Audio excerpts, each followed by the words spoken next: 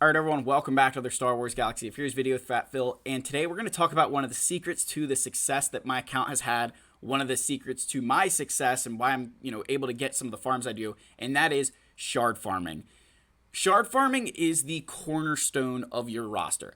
That is how you get your characters to 7-star. That is what it's going to get you to that next place where you can start equipping those higher level gears, putting relics on them. So we're going to talk about how I got to the point that I am, show you what I have left to do, and give you guys some tools and some resources to be able to get shards not only more quickly but more efficiently. So make sure you guys like and subscribe, comment down below, and a huge shout out to my channel members. Thank you guys so much. You all are legends and scholars alike. They actually get some they got a little sneak peek today at what a project that I'm working on. Excited to bring that to you guys, but they get to be a little bit more on the in on that. So if you guys are interested in joining channel memberships, link down below. Otherwise, smash that subscribe button, leave your likes and leave your comments. Let's get back into the game here.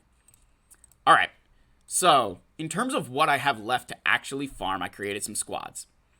So the first two characters, obviously, Princess Nisa and Captain Rex, they're still new, right? They do not have nodes yet in the game. Obviously, when these two go farmable, I will be farming their locations as long as it's not Cantina. If it's Cantina, we'll definitely have to, we'll have to play around a little bit and see what we can do. But if they go on hard nodes, I'll be farming them immediately, because I really want to get GL space buns, and I think it's going to move my account to a place where it really needs to be. So excited for them to kind of hit those nodes, and I can start planning on when I can, accumulate those shards. So next, I have 7 characters here that are currently on hard nodes, right? And these are on regular energy hard nodes. So Tusken Chieftain, currently 6 stars. Resistance Hero Finn, a couple days away from getting him to 7 stars finally. And the fun fact here is right now, Resistance Hero Finn is the only character that is accelerated drop rate that I'm farming. He's the only one that's accelerated drop rate farming right here. Trip Zero is at, 5-star. I started farming him after I pulled BT1 from that Shard Shot pack that they had back in like December. So that saved me, a whole character, which was nice.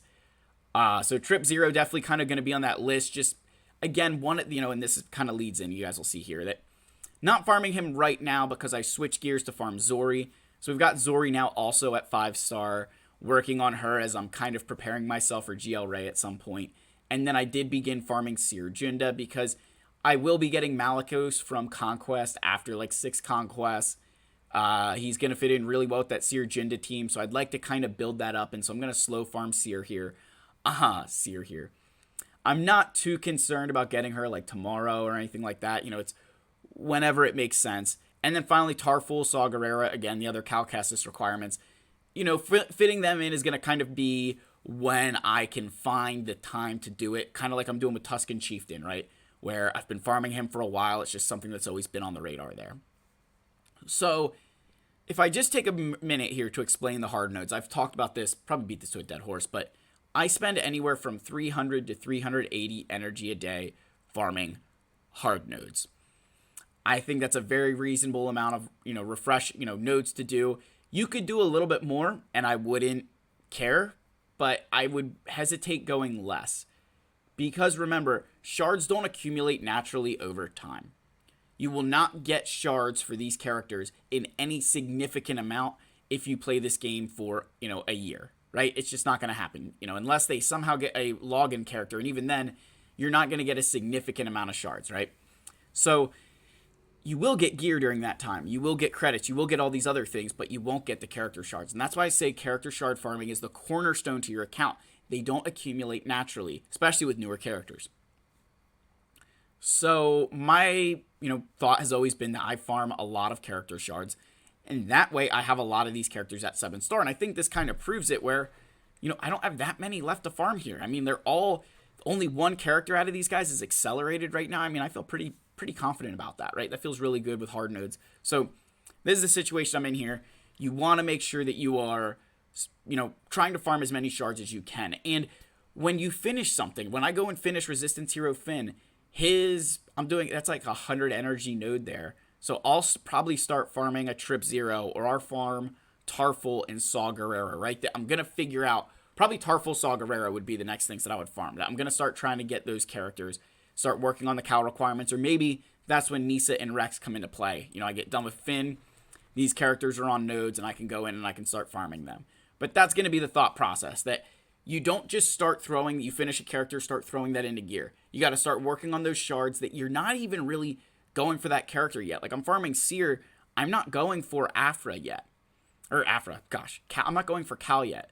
But I want to put myself in a position where that can be a reality and not having to sit around and wait to farm those shards at a point in time. So just that's one of the secrets. It's been a huge secret to my success, is that I'm constantly farming shards that I may not need at the current moment, but down the line they become important. Next is Marin. She's in fleet shipments, or fleet campaign. She's the only thing in the fleet that I need to farm. So, like, please, Capital Games, I really, really would hate if Rex and Nisa went to the fleet board. I really, really don't want them to go to fleets, please. Yeah, I mean, if they add some characters into the fleet section, I'll be super happy, right? That will make, I don't have anything other than Marin to farm over there. I mean, I'm getting gear, so I'm not complaining, but it would be a lot easier if I was doing a little bit less gear and more characters out of that store than if they threw them on additional regular energy hard nodes or the Cantina, in my mind. I just think it may take me a little bit longer to get them, but it's not going to disrupt as many things as other stuff would. So Marin is the only thing I have left to farm in fleets. I feel very good about that. That was something I really pushed for with ships and characters, try and get those things out of the way. And then we've got the Cantina here. So I have 6 Cantina characters left to farm right now. L3 and Kit Fisto, they are both accelerated. Kit Fisto, let's just be perfectly honest, I've been playing this game now for what? Almost on and off for, I don't know, probably like a 5-year stint of like hardcore playing. And I don't have a 7-star Kit Fisto. I could get him, right? He's available for easy currencies and stuff. I just don't feel like I need a Kit Fisto. So there's that. L3, that's a thorn in my side. We all know I really want her. I got close. I was actually very close to getting her to 7-star. And then Leviathan was announced and I had to stop farming her. So I think I may go back onto that for a little bit. Just kind of finish off L3, get another Cantina farm out of the way. She's a double drop character, so I feel pretty good about that. Which then leaves me with Tusken Warrior, Cal Kestis, Sana, and Hondo. So, in terms of being able to complete a team the fastest, right, Tusken Warrior would be the easiest for me, as the rest of the Tuskens are going to be, Tusken Chieftain obviously needs to hit 7-star, but, the rest of my Tuskens are 7-starred. Cal Kestis, I could slot him into my Star Killer team. However, the problem I have with that is I already have Visas Mar there. So, and I'm not saying that, Cal isn't better than Visas Mar. I think Cal is far superior to Visas Mar. What I would argue is that I don't have a need to put Cal Kestis in that team, right? It's not like that's a hole that's missing. Visas is doing just fine for me. Now, Sana and Hondo are 2 characters who would get me Dr. Aphra. They're very good. Where I just I have a lot of struggles right now is just the amount of Chirotech you need for the Cal Kestis characters is crazy. But they're, to me, a little bit more accessible because they're not in the Cantina, which will allow me to farm additional signal data along the way. So, kind of struggling with when to get Sana and Hondo is big on the mind right now. And you guys know that from, paying attention to the channel. But again, you guys can see that I've, progressed along through the Cantina over the years. I've done it wisely, right? Kind of split those between energy and signal data. The advice I would give you is, when you're trying to farm a character, just go all in on that, right? Just go farm that character. Don't mess around. Don't wait around. I don't think splitting it makes sense, because you will accumulate signal data over the time that you're farming that character via assault battles, territory battle rewards, even some conquest stuff. So, I'm not saying that it's a like for like, but it's not going to set you down to 0. And you just want to get those characters done as quickly as you can so you can move on to that signal data again. That's just the way I look at it.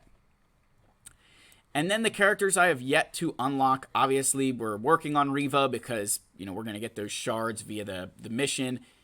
Malicos is the current conquest character, so we'll get him in 6 conquests, right? That's our goal right there, get him in 6 conquests. We've got Jedi Knight Cal, we've got Dr. Aphra, again, just those newer characters with their requirements. I wasn't in a position to go after them, so need to first figure out the shards, and then we'll start worrying about gear. And then finally, GL Ray, you guys know that that's on the horizon. It's one of the things I'm kind of toying with of when to farm that between her and GL Space Buns. But that's it, right? For character-wise, those are the shards that I need left. Now, obviously, gear's a completely different story. But in terms of the shards, there's really not that many that I have left to farm. So let's take a quick gander, though, at fleets.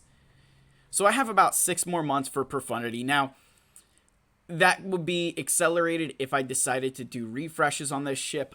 I don't know that I definitely won't be doing any for the foreseeable future. But, 6 more months and it's a 7-star fleet and I'm done, right? And I will feel very good. That's going to be a far superior fleet at 7-star than it is 6 stars. Then my my Radis, right, the Resistance fleet at level 1 with a level 1 Gear 1 pilot. That will be about 2.5 months because we get that event twice a month. So, 2.5 months we'll have a 7-star Radis, which is kind of, I'd say it's kind of cool to say that I'm going to have that ship. I mean, I'm not going to use it per se, but at least right now. But it's nice to be able to earn those rewards, start earning those shards, as I really haven't done anything to get Galactic Legends Ray. And then Leviathan, you guys know the plan. We're going to pray that I can get that done this month. I'm saving a lot of my crystals. I'm taking a lot of measures to try and get Leviathan to 7-star this month. It took me much longer to get Executor to 7-star. I obviously don't even have Profundity to 7-star yet. So, I definitely feel really good about the situation that I'm in. I think that we've made a lot of really good moves in terms of trying to get capital ships out of the way when it's made sense for us. So yeah, guys, I mean, that's the stuff I need to shard farm, right? And my advice with like ships kind of, bleeds into the characters that you've just constantly got to be farming stuff, even if you don't necessarily need it at the current time, because what's going to happen? And this is where I think a lot of players kind of back themselves into a wall. And I'm going to use, we'll use Marin as an example here, right?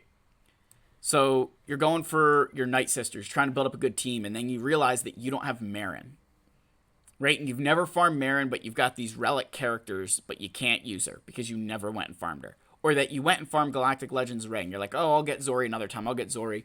And now you're at the point where every single one of your opponents has a Zori team, and you're sitting there with a 3-star Gear 1, level 1 Zori. So, sometimes it's, in the moment it can suck because you're like, oh, I really want to get to this, I really want to get to that. But I think having some side projects along the way, ensuring you get them done, will, boost your account a lot more. So hopefully this helps you guys, kind of gets out there what I have left to farm in this game. Let me know what your thoughts are down below. As always, smash that subscribe button, leave your likes, leave your comments, and I'll see you on the next video. Cheers.